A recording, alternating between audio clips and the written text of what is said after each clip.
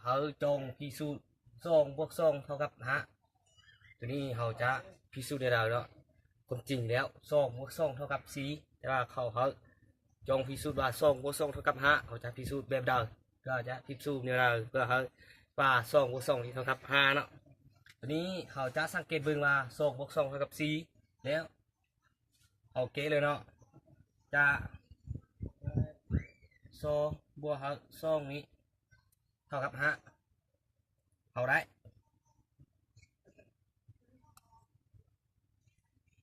2บวก2นี้เท่ากับ4แล้วทีนี้เราสังเกตบึง5กับ4บวก5เท่ากับ9แล้วทีนี้เราจะมาลบ9ส่วน2แล้วบวก9ส่วน2หรือว่าอีกแบบหนึ่งว่าเขาจะบวกเขาลบอหรือว่าลบอบวกเขาคือเอาลบ9ส่วน2แล้วก็บวก9ส่วน2ตัวนี้เขาจะคัดกันจะหมดไปทั้งนี้เหลือเด็ก4แสดงว่ามันจะบวกเท่า5แล้วเดี๋ยวนี้เขาจะพิสูจน์ว่ามันเท่า5แล้วเดี๋ยวนี้เขาได้เขาต้องพันตัวนี้เอา5ขั้น2นี้เขา4บวกลบ9ส่วน2แล้วขึ้นกำลัง2เพราะว่าเดี๋ยวนี้เขาเอา5 2เขาแล้วเขาต้องพร้อมขึ้นกำลัง2ทีนี้กำลัง2กับ5ขั้น2จะหมดไปแล้วเขาจึงได้อยู่หน้าคุ้มห้างเดิมคือ4ลบ9ส่วน2บวก9ส่วน2แล้วเดี๋ยวนี้เขาสังเกตเบิ่งตัวนี้มันตกอยู่ในคุ้มห้างพุ่นคนจือคือ a บวกลบb ทั้งหมดกำลังตัวนี้ตกอยู่ในคุ้มห้างนี้แล้วเท่ากับ a กำลังบวกลบab แล้วมาบวกb กำลังแล้วเดี๋ยวนี้เขาสังเกตบึง a คือ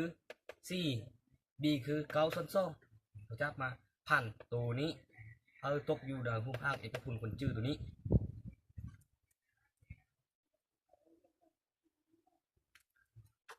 แล้วเดี๋ยวนี้เขาจึงได้ตัวนี้เป็น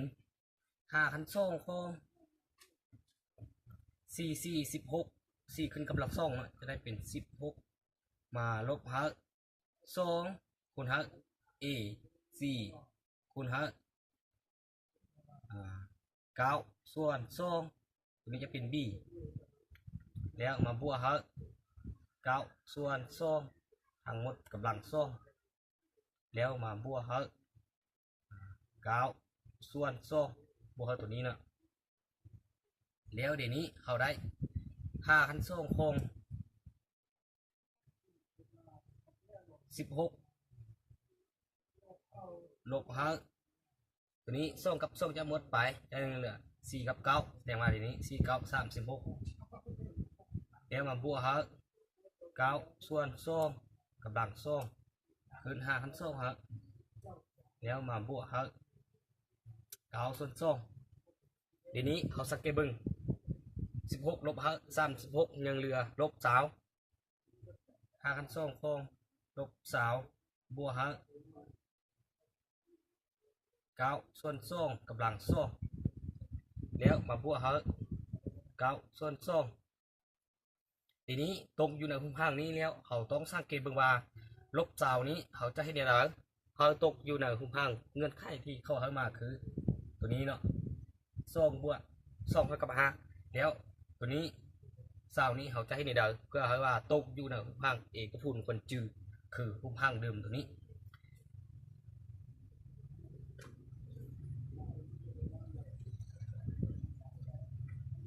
เขาได้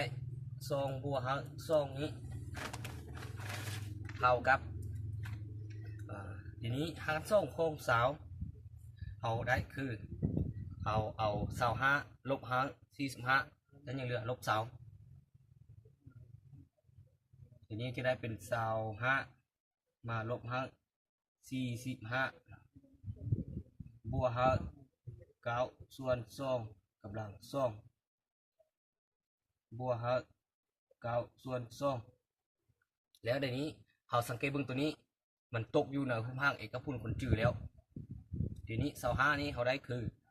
5กำลัง2มาลบ45นี้ 45นี่คือ2คูณ5 42คูณ5 5แล้วมาคูณ5 9ส่วน2นี่แล้วมาบวก5 9ส่วน2ตัวนี้กำลัง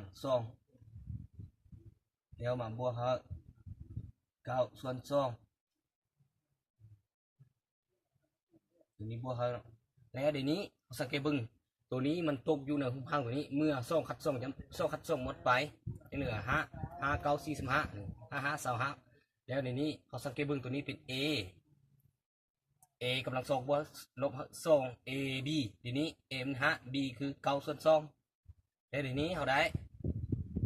5หัน2ของ5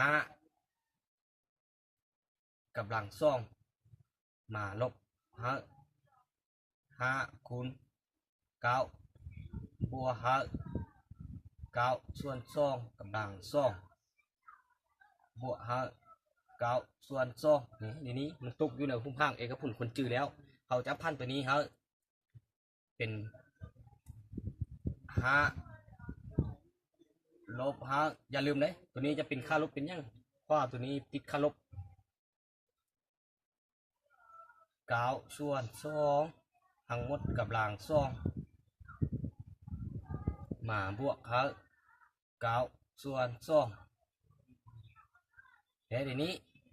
กำลัง2กับ5นี้จะขัดกันหมดไปหรือว่าเขาจะเห็นแบบนี้เอา5ลบ9ส่วน2กำลัง2แล้วตัว5นี้เขาคูณเป็น1ส่วน2บวก9ส่วน2แล้วเดี๋ยวนี้1 2นี่คูณ1ส่วน2จะเท่ากับ1เอา2คูณ1เป็น2แล้วก็2ข้าง2เท่ากับ1แสดงว่า5ลบ9ส่วน2กำลัง1ก็ออกตัว9แสดงว่าได้5มาลบ9ส่วน2บวก9ส่วน2ทีนี้เอาได้แล้วตัวนี้แล้วเดี๋ยวนี้ลบ9ส่วน2บวก9ส่วน2จะหมดไปเมื่อเราบวกลบจะหมดไปแสดงว่ายังเหลือ5นี่ได้แล้วในนี้นะฉะนั้นเราจึงได้ว่าเราจึงได้2นี้บวก2นี้เท่ากับ5แสดงว่าถือตรงแล้วเดี๋ยวนี้ตัวที่เรา5ได้คือ5นี่เดี๋ยวนี้2บวก2เท่ากับ5เขาได้แล้วดังนั้นเขาจึงมาตอบได้ว่า2บวก2เท่ากับ5ตัวนี้จะพิสูจน์ว่าเป็นยังเท่ากับ5เนาะเขาจะมีวิธีคำนวณมาคือแบบนี้ก่อนที่ว่าเขาจะเกได้เขาต้องสังเกตเบิ่งตัวนี้จากเงินค่าตัวนี้2บวก2เท่ากับ5แต่ความจริงแล้ว2บวก2เท่ากับ4แต่นี้เขาเอา4นี้บวก5เท่ากับ9แล้วมาหารทั้ง2แล้วเขาจะบวกเขาลบอคือตัวนี้เนาะเขาจะบวก9ส่วน2หรือว่าลบ9ส่วน2บวก9ส่วน2ตัวนี้จะขัดกันหมดไป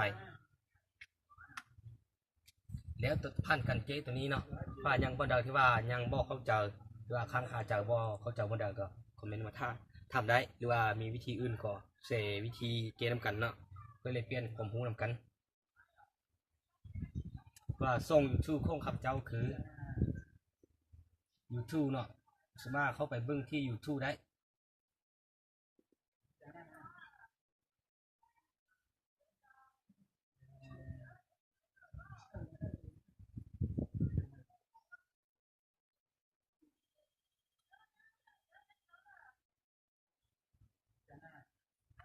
คือส่ง YouTube ของข้าพเจ้าคือ YouTube เนาะตรงส่ง Channel สามารถเข้าไปเบิ่งติดตามได้